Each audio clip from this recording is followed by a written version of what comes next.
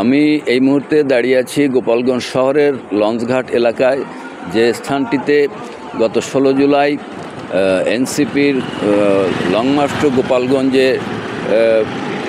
সমাবেশ করার পরে যে সংঘর্ষটি হামলা ভাঙচুর ঘটেছিল, ঠিক সেই স্থানটিতে।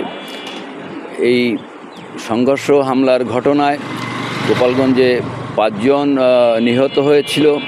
সেই নিহতদের মধ্যে 4 জনের বিষয়ে পুলিশ বাদী হয়ে গোপালগঞ্জ সদর থানায় 4টি হত্যা মামলা দায়ের করেছে। এই মামলায় মোট 5,400 জনকে অজ্ঞাতনামা আসামি করা হয়েছে। ওদের স্বপ্ন পূরণে পাশে থাকতে পেরে আমরা গর্বিত।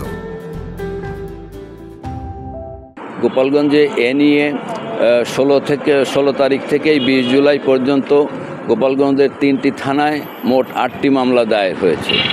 এই 8 মামলায় মোট 8,408 জনকে আসামি করা হয়েছে। এদের মধ্যে 321 জনকে গ্রেপ্তার করে আদালতের মাধ্যমে জেল হাজতে পাঠানো হয়েছে এবং গোপালগঞ্জে আজ রাত 8টা পর্যন্ত জেলা প্রশাসক কর্তৃক যে 144 ধারা জারি করা হয়েছিল সেটিও প্রত্যাহার করে নেওয়া হয়েছে।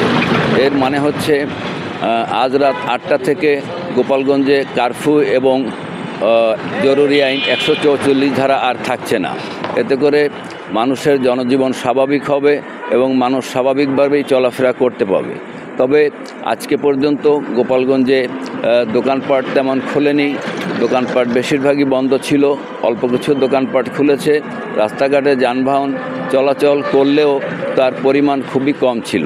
এমনি আভ্যন্তরীণ রুটে বাস এবং দূরপাল্লার যানবাহন চলাচল করেছে।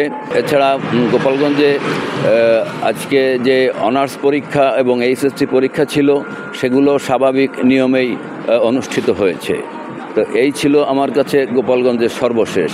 আমিনুল হাসান শাহীন, গোপালগঞ্জ।